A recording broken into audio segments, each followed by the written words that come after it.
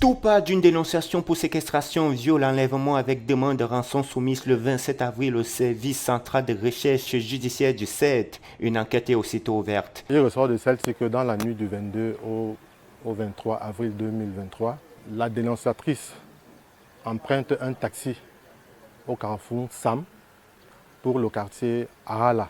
Dans ce taxi, elle y trouve deux autres individus, plus le taximan. Ceux-ci la tiennent à respect avec des poignards. Ils la dépouillent. Chemin faisant, l'un des ravisseurs commence à violer la victime, la conduisent dans une forêt environnante de la ville de Yaoundé, où elle est laissée à la garde de l'un des ravisseurs. C'est ainsi que quelques temps plus tard, ils reviennent dans la même forêt, accompagnés d'une autre victime. Les deux seront régulièrement violés à plusieurs reprises par ces ravisseurs.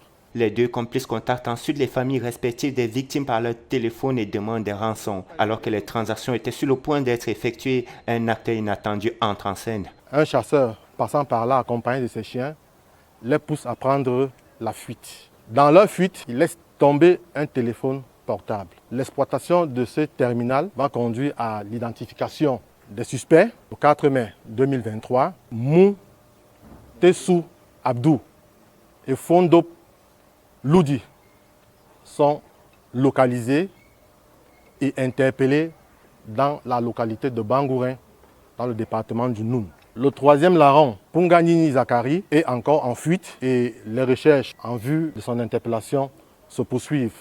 En attendant l'interpellation du troisième larron, ce qui ne saurait tarder, les deux suspects interpellés seront déférés au tribunal de grande instance d'Unfundi. La gendarmerie nationale en profite pour demander aux populations de redoubler vigilance, surtout au moment d'emprunter un taxi.